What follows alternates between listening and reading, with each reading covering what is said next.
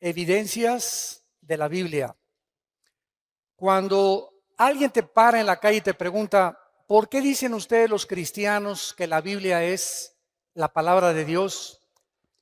¿Tienes tú las municiones y los argumentos para rebatirlo? Si te para un mormón y te dice, pues que somos dioses, ¿puedes tú mostrarle algún versículo en la Biblia demostrando la divinidad de Cristo y de que no somos dioses? Y es importantísimo que todos los cristianos, en el mundo que nos encontramos, del ateísmo, del escepticismo y del agnosticismo, materialismo, humanismo, evolucionismo y todos los ismos e ideologías que hay, que entendamos claramente qué es la Biblia. Miren ustedes, si yo pongo la Biblia del lado derecho y pongo a la izquierda las doctrinas y convenios y la perla de gran precio del libro de los mormones, el Ramayana o los Vedas de la India, el Menji Chu Tsiu Da Huese de Confucio, el Tripitaka y el Lotus de Buda, el Corán del Islam y la Biblia del lado derecho, ninguno, escuchen esto, ninguno de los libros que se consideran sagrados tiene las evidencias científicas, arqueológicas, antropológicas, genéticas, físicas, históricas, literarias, poéticas, psicológicas, sociológicas que tiene la Biblia. La Biblia es un libro indiscutiblemente singular y no existe en los billones de volúmenes de literatura en el mundo entero algún libro que se le pueda comparar. Actualmente tengo ya 35 años, no de edad, ¿verdad? Ni de convertido, de predicar y dar este mensaje a las naciones del mundo. En estos 35 años, Dios es testigo de que he retado a científicos, ateos, agnósticos, escépticos, físicos, matemáticos, ingenieros, políticos, presidentes, gobernantes, con esta pregunta: ¿alguno de ustedes me puede presentar un libro mejor que la Biblia? En estos 35 años que tengo en el radio, en la televisión, no he encontrado, ni creo que nadie se atreva a decirme, este libro es mejor que la Biblia, porque si lo hiciera, demostraría la ignorancia que tiene de las Sagradas Escrituras, las cuales trato de demostrar en esta mañana. Si nosotros ponemos realmente del lado derecho a Jesucristo y ponemos aquí junto a Mahatma Gandhi, a Confucio, a Buda, al Ramayana, al Maharaji Chachi Kukulachi y a todos los filósofos orientales que se dicen dioses, no hay ningún líder religioso en toda la historia del ser humano que se compare con Jesucristo. Jesucristo volvió locos a los psiquiatras en la cruz. Acabo de ver un reportaje de la Asociación de Psiquiatría de un país sudamericano donde me invitaron, acabo de regresar de Guayaquil, donde fue un grupo de psicólogos los que me invitaron a darles conferencias a psiquiatras y a psicólogos acerca de las evidencias que quiero compartir. Y me decían muchos psiquiatras, las condiciones emocionales y sentimentales y las reacciones de Cristo en la cruz no eran de un ser humano, eran de un Dios. Ningún ser humano bajo esa presión, bajo esas circunstancias y bajo el medio ambiente donde él creció y se desarrolló, podía haber respondido como respondió desde esa cruz. Las palabras que expresó en la cruz y la forma como él vivió. Nadie en la historia pudo tampoco decir, yo soy el camino, yo soy la verdad y yo soy la vida eterna. Cuando yo leí Juan 14:6, porque mi hermano Alejandro fue el que me guió a mí a Cristo con unos misioneros y gracias a él yo soy cristiano, cuando me enseñaron 14:6 de Juan, yo llegué a una conclusión. Ni Buda, ni el Che Guevara, ni Marx, ni Friedrich Nietzsche, ni Jean-Paul Sartre, ni los grandes hombres de Dios que se consideran los iluminados. Nunca leí la historia de todos ellos ha dicho, yo soy el camino, la verdad y la vida. Ahora, todo pudo haber quedado con esas palabras. Y cualquiera podría decir, bueno, yo también puedo decir de repente que soy Dios. Fue lo que dijo el Dalai Lama en 1992 al Papa Juan Pablo II. Y cuando vi en el periódico que el Dalai Lama le dijo al Papa que él era Dios, le mandé un correo a la embajada de China preguntándole, ¿nos puede usted anunciar cuándo se va a morir y resucitar? Porque si usted dice que es Dios, usted tiene el control de la vida. Y Jesucristo dijo, es necesario que el hombre, el Hijo del Hombre, sea muerto, perseguido y vituperado, y a los 3 días se levante los muertos. Cuando tomó la última cena, Cristo sabía que era la última cena, que no volvería al otro día volver a comer con sus discípulos. Y así fue como les dijo, este pan y esta copa que vamos a beber, no la van a comer ustedes ni a beber hasta que estemos todos juntos en el reino de Dios. Él estaba perfectamente consciente a qué había venido y exactamente el día, la hora, los minutos y los segundos en que le quitarían la vida y la ofrecería para pagar por nuestros pecados. Veamos en primer lugar la evidencia de la singularidad de la Biblia. Apunten ahí número 1, la singularidad. La Biblia fue el primer libro en haber sido escrito en la imprenta de Gutenberg, 1455. El primer libro que se haya impreso en una imprenta fue la Biblia y se llamó la Vulgata Latina, que fue traducida posteriormente por un monje llamado Jerónimo.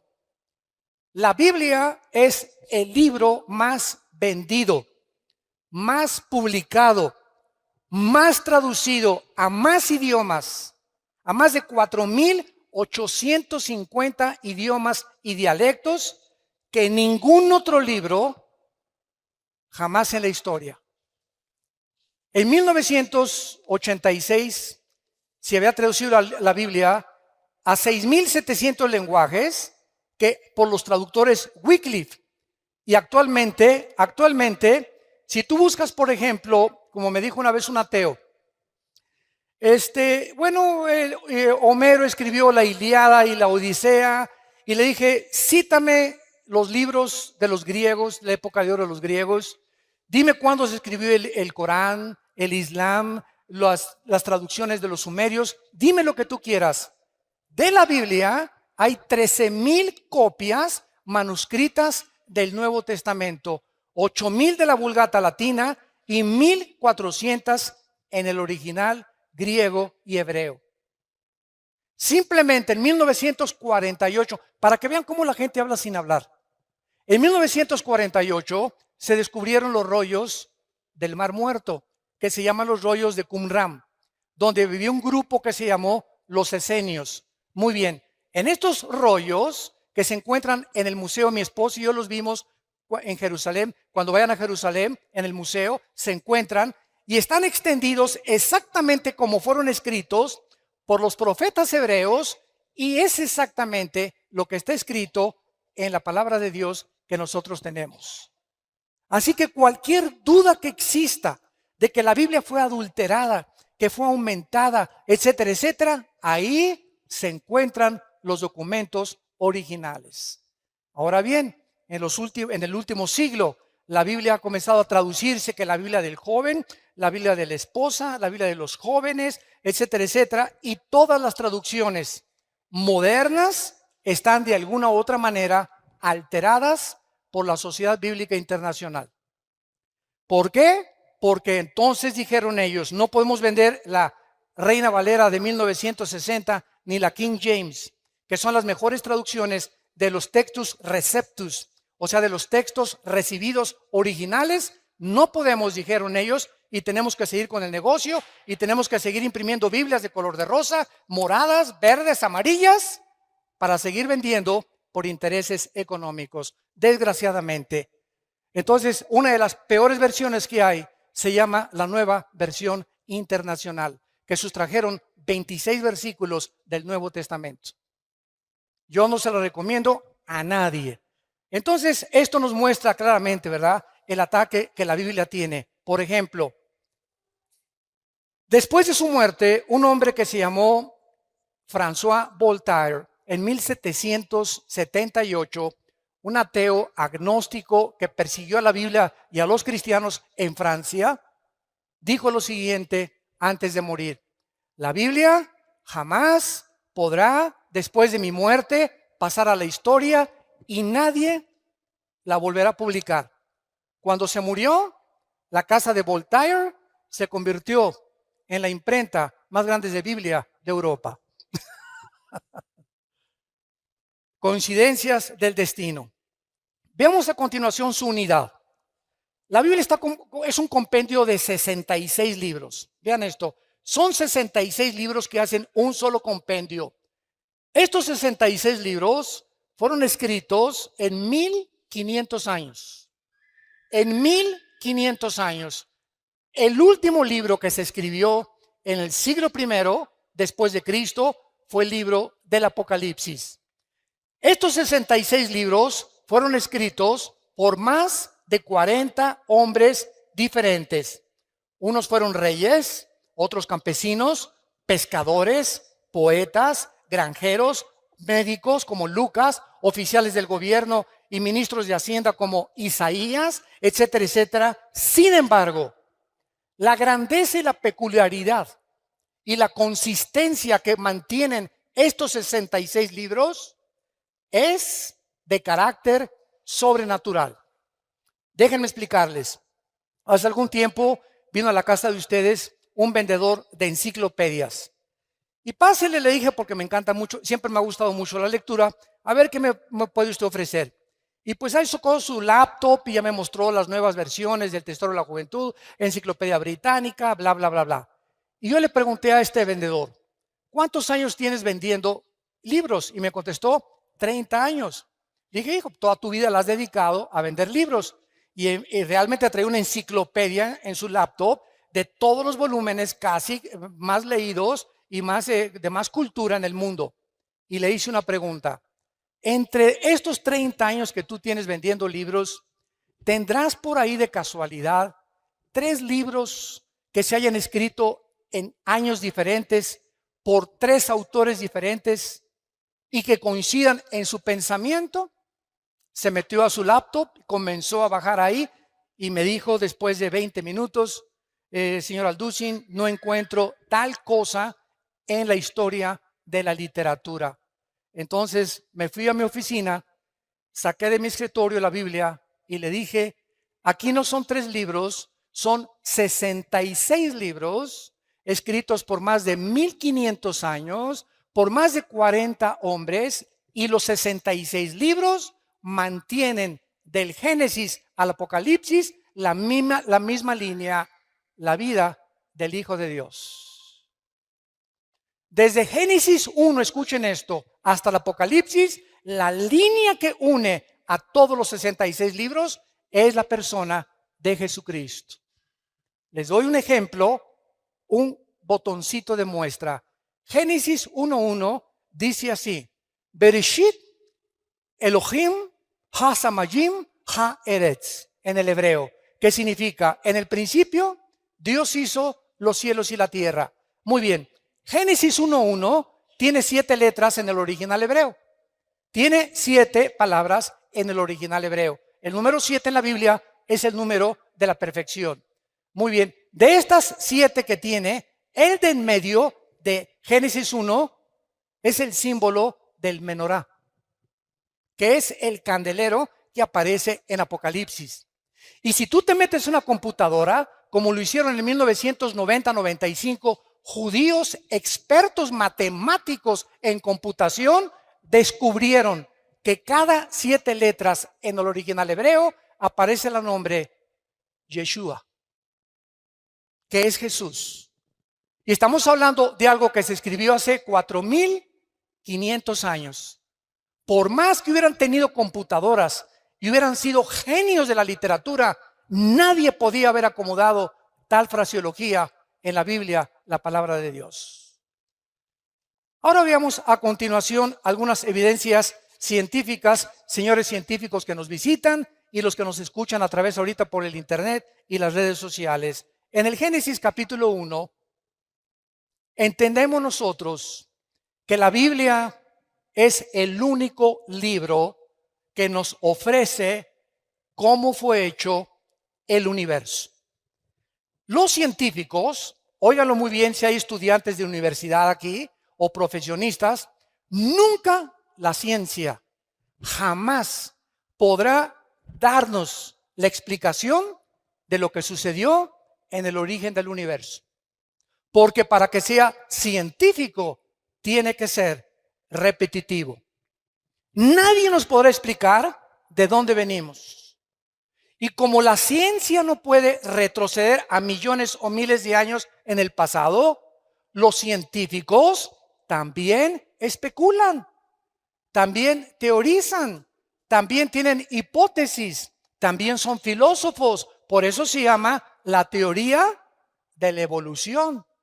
Y pues cuando tú hablas con un ateo o vas a la universidad y no han leído la Biblia tus maestros, ¿qué les queda para poder explicar de dónde venimos? Y te dicen que tu abuelita fue chita.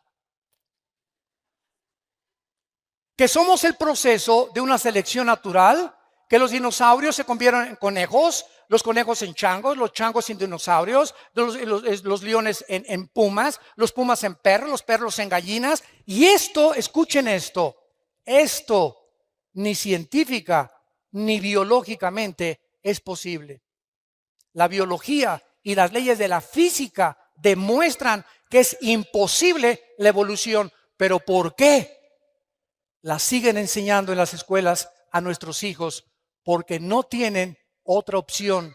Y si la tuvieran, tendría que ser la Biblia y tendrían que convertirse a Jesucristo. Y su soberbia intelectual no les permite aceptar las evidencias, aunque ellos ni siquiera se han preocupado en buscarlas delante de Dios. La Biblia dice que el primer día Dios hizo la luz, el segundo día el firmamento, el tercer día la tierra y el mar, el cuarto día el sol, la luna y las estrellas, el quinto día los peces y las aves, y en último lugar, la obra de arte de Dios fuimos nosotros. Porque ni los perros, ni los cocodrilos, ni los changos, ni los conejos, ni las jirafas fueron hechas a imagen y semejanza de Dios. En esto precisamente radica la dignidad del ser humano. Que no somos animales, que hay un propósito, que sabemos de dónde venimos, que tiene un propósito en nuestra vida y sabemos a dónde dirigirnos, y que después de la muerte seguiremos existiendo por toda la eternidad. Ahora, muchas personas me han preguntado, ¿cómo es posible que el primer día Dios haya hecho la luz cuando hasta el cuarto día apareció el sol, la luna y las estrellas? No. La Biblia se contradice y es imposible que esto haya sido. Ya ve, la Biblia no es la palabra de Dios. Espérame tantito. ¿Tú sabes qué es la luz? La luz es un fluido de electrones o un tipo de electromagnetismo. Y la luz hasta el siglo XXI no se ha podido definir claramente con el aspecto científico. Entonces, ¿qué quería decir Dios? Y Dios dijo que sea la luz y fue la luz. La luz es el espectro electromagnético que rodea la Tierra y que hace posible la comunicación entre los seres humanos y los animales. Si nos vamos en un cohete y nos salimos de la Tierra a la Luna, nos tenemos que llevar escafandras, porque allá arriba le puedo decir, ¿verdad? Pancho, ¿me oyes? ¿Por qué? Porque la luz no se transmite en sonidos fuera de la estratosfera. Entonces necesitamos aparatos especiales saliendo de la atmósfera terrestre para poder comunicarnos. ¿Por qué? Porque fuera de la atmósfera no existe el espectro electromagnético. Ahorita se puede grabar mi voz, puedes escuchar música en el radio, se puede transmitir ahorita en CNN o en Fox News lo que está pasando en el Medio Oriente por la televisión, y ahí viene corriendo la imagen desde el Medio Oriente, lo que está pasando a mi televisión en cuestión de segundos, gracias al espectro electromagnético. Y la Biblia tenía razón. Ahora muy bien, ¿por qué respiramos? Para que respiremos tiene que haber una fotosíntesis de las plantas. Y las plantas, para que existan, necesitan tener el agua. El orden en que Dios pone la creación del universo es exactamente el orden que la ciencia comprueba que era necesario para que la vida apareciera. ¿Quién le reveló a Moisés hace 4500 años el orden en que el universo fue hecho por Dios? Veamos en segundo lugar las pruebas de la genética, que son las que más me gustan, porque siempre estoy fascinado con la genética. Es impresionante lo que encontramos en lo que vamos a ver a continuación. Escuchen esto, hasta 1860, apúntalo. Hasta 1860 un hombre llamado Gregorio Mendel descubrió las leyes de la herencia. Era un monje que comenzó a hacer experimentos con chícharos y comenzó a mezclarlos y vio que un chícharo verde transmitía características verdes al otro chícharo y que ese chícharo le transmitía también exactamente el tamaño de ese chícharo anterior y otras evidencias más.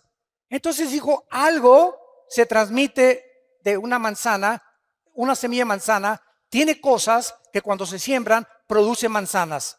La semilla de la uva produce uvas, la de la papaya produce papayas. Él descubrió que algo dentro de las semillas propagaba la consistencia, el tamaño, el color y hasta las vitaminas de la información que tenían las semillas. Pero él no tenía microscopio todavía.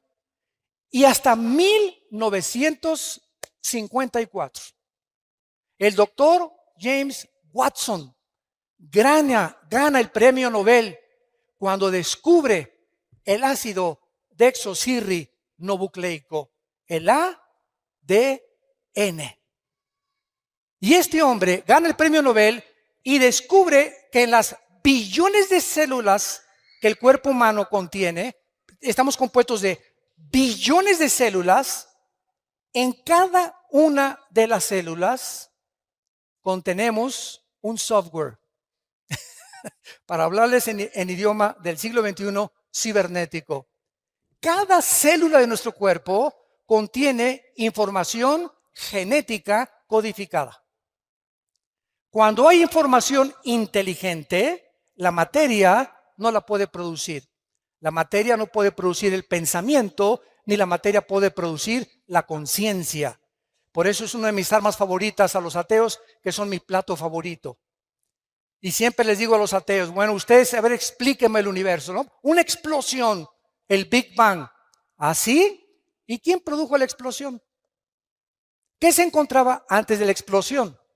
Para que haya una explosión tiene que haber una causa, porque toda causa tiene un efecto y todo efecto tiene una causa. Ok, vamos a seguir esa línea de pensamiento que los ateos dicen. De una explosión surgió la materia. Ok. ¿Y la materia produce el pensamiento? ¿La materia produce la conciencia? ¿Es la materia inteligente? Entonces, ¿de dónde vino la conciencia que los seres humanos tenemos, que no tienen los animales, a la que llegaron los griegos? Aristóteles, Sócrates, Demóstenes eran más inteligentes que los ateos del siglo XX, porque los griegos del siglo de 150 antes de Cristo, escuchen lo que dijeron: pienso, luego existo, existo, luego vivo. Vivo, tiene que haber una causa, esta causa no puede estar dentro de mí, esta causa tiene que estar fuera de mí. Yo no sé cómo se llama la fuerza, el poder, un dios o muchos dioses, pero fuera de nosotros no tenemos la causa de nuestra existencia. Forzosamente tiene que haber un Dios. Es increíble que la filosofía del siglo XX no haya superado la filosofía del siglo de oro de los griegos. Los griegos, siguiendo una línea de lógica elemental, concluyeron que tiene que haber un Dios, tiene que haber un principio y tiene que haber un final, por la misma lógica del razonamiento que Dios nos ha dado.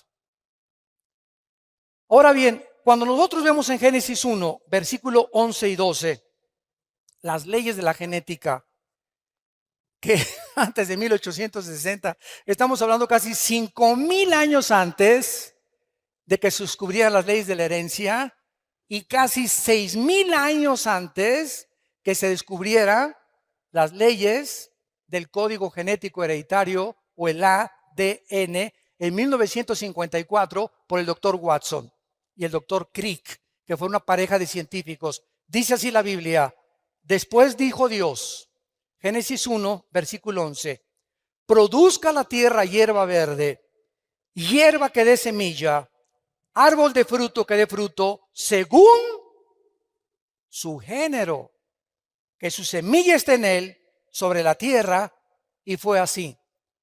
Produjo pues la tierra hierba verde, hierba que da semilla, según su naturaleza, árbol que da fruto, cuya semilla está en él, según su género, y Dios que era bueno.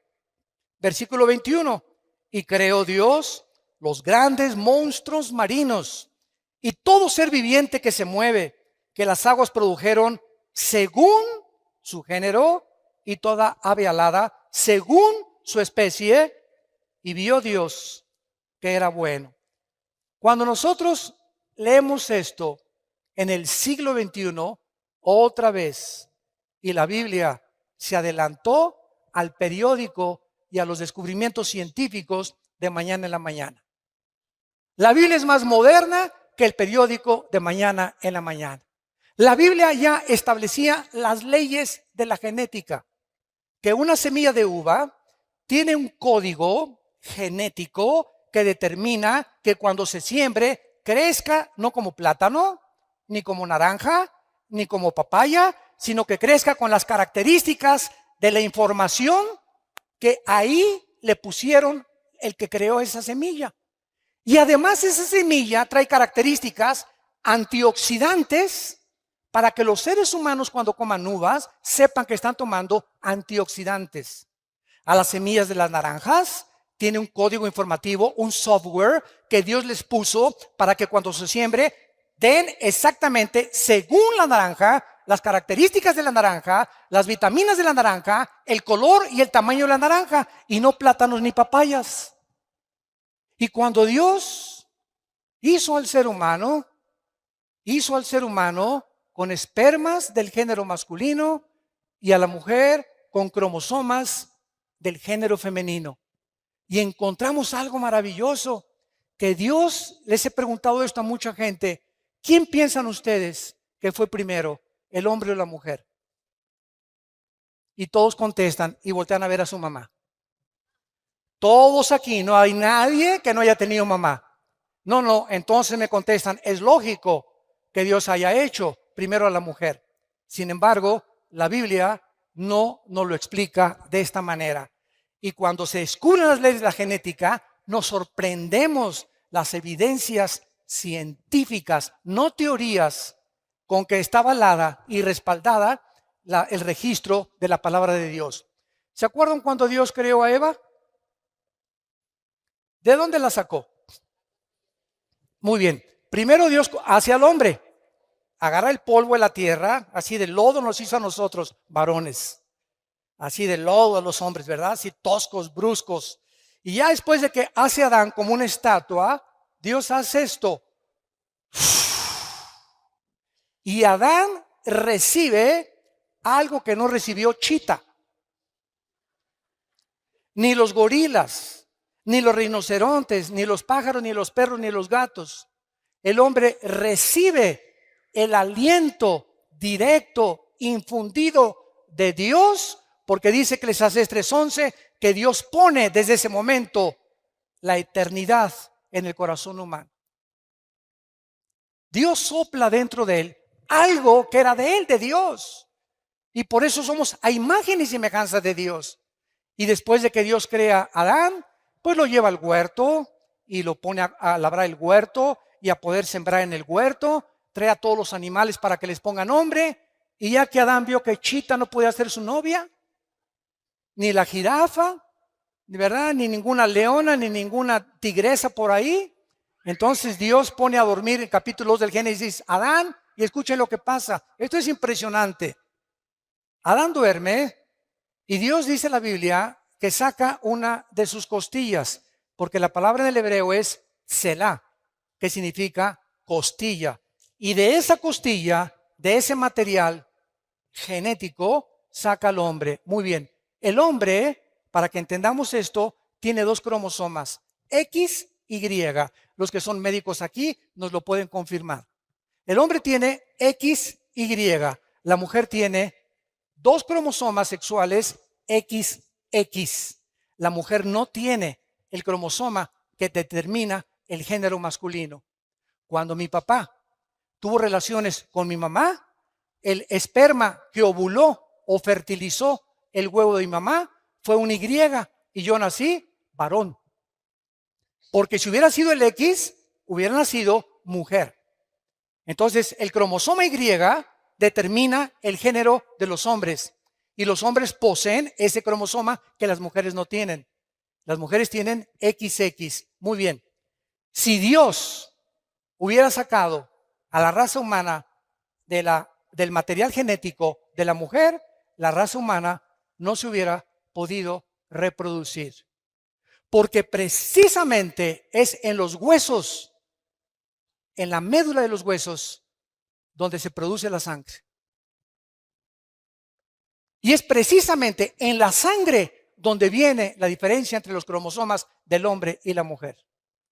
Si vas a un consultorio médico, a los laboratorios del Chopo, por ejemplo, y te hacen un examen de sangre, te dicen si eres hombre o mujer. En la pura sangre nada más. Ahora, pasaron miles de años y se le aparece el ángel a María. Y le dice a María, vas a ser mamá. Y María se espanta. ¿Cómo que si ni a Cancún nos hemos ido? ¿Verdad? ¿Cómo que voy a ser mamá? Espérame tantito, no te me adelantes, y estamos comprometidos, no nos hemos casado. Y además, la ley judía dice que si yo me embarazo antes de casarme, hasta pedradas me pueden matar.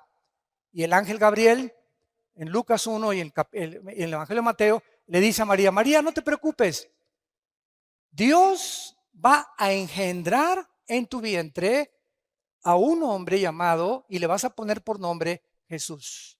Ni José ni tú le van a poner el nombre. Y sabes una cosa, María, que ese ser que van a nacer no va a ser engendrado por José. José no se va a meter contigo. Muy bien, hace 2000 años que fue escrito esto en el Nuevo Testamento, nadie entendía por qué Cristo tenía que nacer virginalmente. ¿Por qué José no podía tener relaciones con la Virgen María? Simplemente porque el cromosoma Y de José venía infectado desde Adán. Porque por un hombre entró el pecado y el pecado se transmitió a través de toda la raza humana hasta nosotros. Todos los seres humanos, todos sin excepción, desde Adán, hemos nacido infectados por el pecado. Carlos Marx le decía la lucha de clases. Sigmund Freud, el problema del Medio Oriente y la sexualidad infantil. William Shakespeare, el defecto trágico. Y muchos hombres han tratado de por qué el hombre es contradictorio en su comportamiento. ¿Por qué esa conducta autodestructiva con la cual nacemos? ¿Por qué a los niños no les enseñas a portarse mal? Desde que están chiquitos, un niño al año y medio es el más grande dictador de su casa. Un niño al año y medio, a los 2 años, ¿verdad? A los 3 años, no quiero mi juguete, quiero el de Pepito. No se hace eso, niño, no me hace berrinchito. Y vemos que hay algo dentro del ser humano que va en contra de toda autoridad, de todo lo que se les dice. Y se les enseña a portarse bien, porque el mal nacimos con él. El mal, como la Biblia lo explica claramente, de nosotros viene por herencia desde Adán hasta nuestros días. Entonces, vemos que las evidencias genéticas, físicas de la creación de la Biblia son maravillosas y que podemos nosotros, a través de esto, darle una respuesta al ser humano para que el ser humano pueda entender por qué la Biblia es el libro de los libros. Hace 2300 años antes de que Galileo Galilei, tu padrino, descubriera que la tierra era redonda, apúntalo. En el libro de Isaías 40, capítulo 40, versículo 22. 2300 años antes que Galileo, la Biblia ya decía que la tierra era redonda. Hay una ley en la física, todos ustedes que son de carácter universitario de la preparatoria, que se llama la ley de la entropía. Y todos ustedes, si ya pasaron la secundaria a la preparatoria o están en la universidad, forzosamente tienen que conocer que hay una ley que rige a todas las demás leyes, que se llama la ley de la primera y la segunda ley de la termodinámica. ¿Qué establecen estas leyes físicas? Precisamente que todos los procesos físicos, todos los sistemas ordenados, tienen con el tiempo a desordenarse. Nunca del desorden surge el orden. Esto es antifísica, sino que del orden surge el desorden. La evolución enseña que de lo menos vamos a más. Y la Biblia enseña que fuimos coronados como la creación máxima de Dios y estamos como los cangrejos en lugar de evolucionar. Claro que hemos evolucionado tecnológicamente y científicamente como criaturas físicas y como criaturas intelectuales, pero como seres humanos hemos hecho el ridículo porque estamos en el siglo XXI y ahorita en noviembre del año 2015 el mundo está a punto de entrar a una tercera guerra mundial. ¿Dónde está el razonamiento? ¿Por qué no hemos podido vivir en paz? ¿Qué le pasa al ser humano? ¿De qué nos sirvió llegar a la luna? Y los experimentos y los descubrimientos, todo eso ha ensoberbecido al ser humano. Simplemente, profesando ser sabios, se hacen necios. Porque habiendo conocido a Dios, no le quieren glorificar como a Dios, ni le quieren dar gracias. El ser humano está envanecido en sus razonamientos. Su corazón ha entenebrecido y nos hemos creído dioses. Y por eso el mundo se encuentra como se encuentra. Por eso Estados Unidos legalizó el aborto en 1973. En junio de este año legalizaron los matrimonios gays, que es el síntoma más grande de descomposición de la familia en el mundo entero y de una nación. Porque la nación la forman las familias y las familias forman las naciones. Si la familia se desintegra, la nación no tiene ningún futuro. Y este es el punto al que hemos llegado porque no hemos querido aceptar a Dios.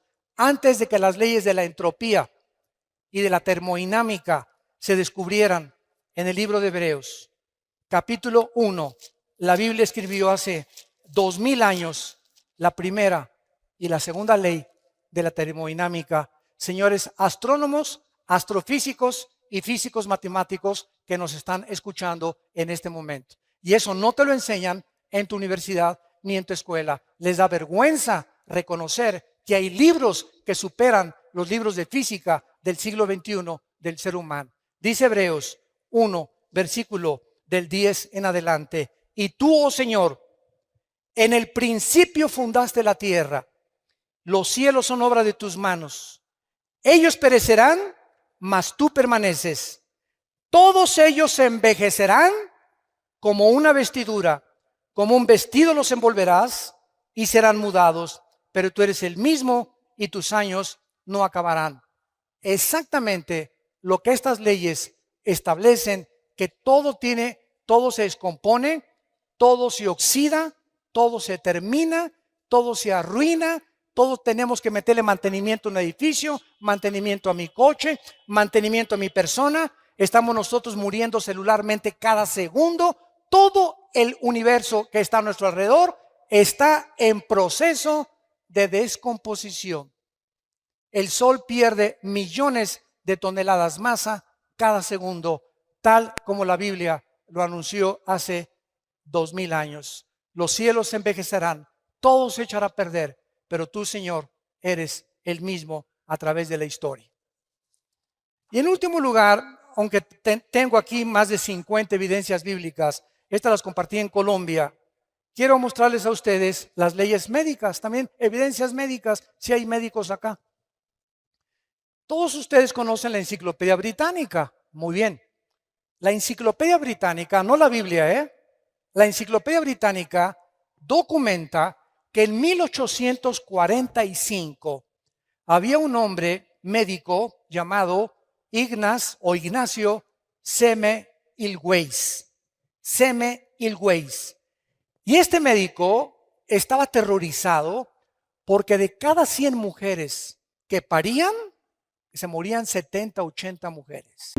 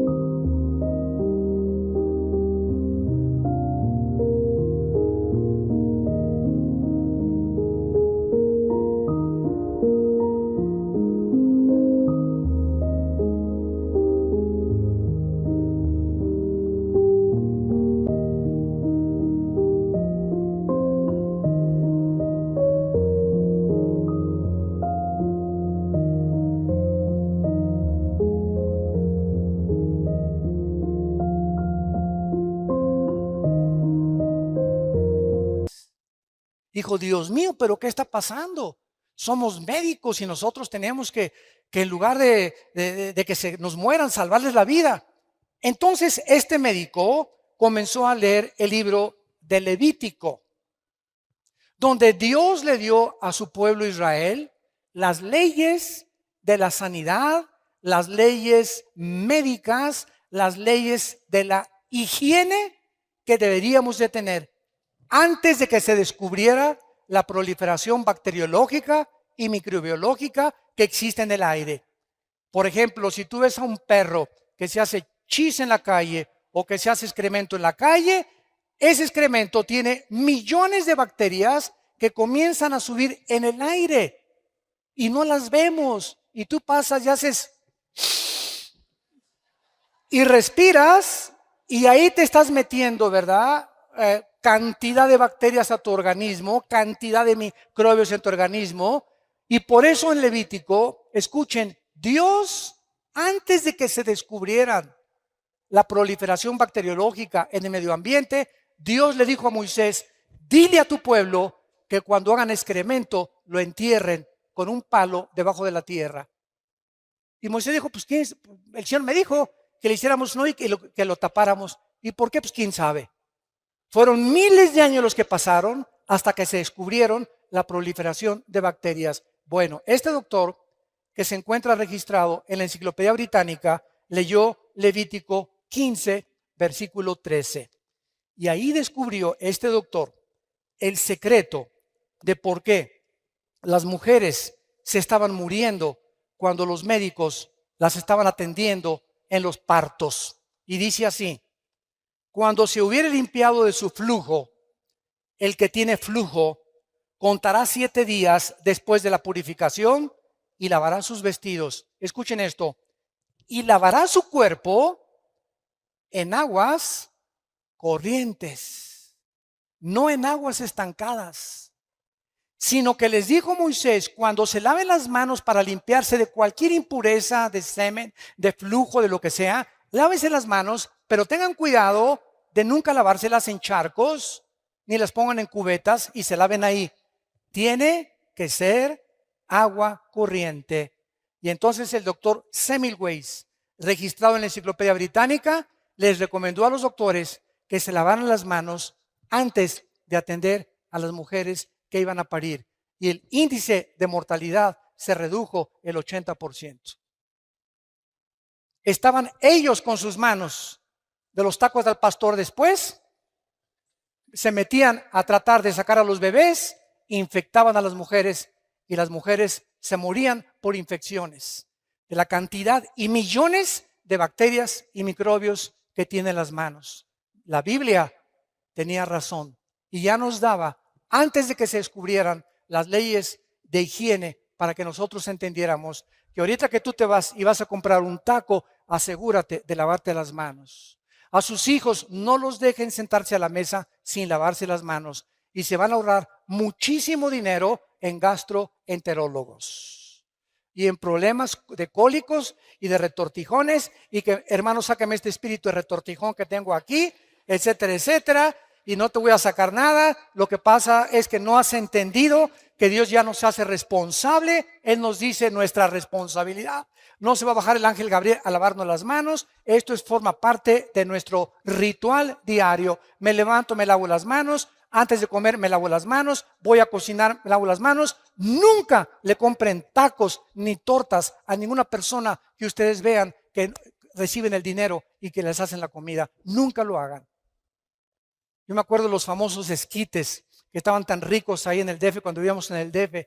Llegaba con la hermana, ¿verdad? Y agarraba el esquite, y agarraba el queso y le hacía así al esquite, y con todo el todo, y le cobraba y nos los daba para comer. Y nosotros ahí como si nada, ¿no? Qué cochinada, ¿verdad?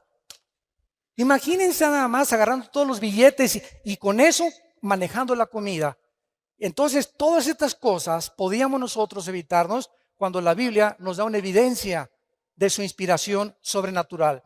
Y para terminar, ¿sabían ustedes que hasta 1970-80 se descubrieron las leyes del famoso colesterol? ¿Qué es el colesterol?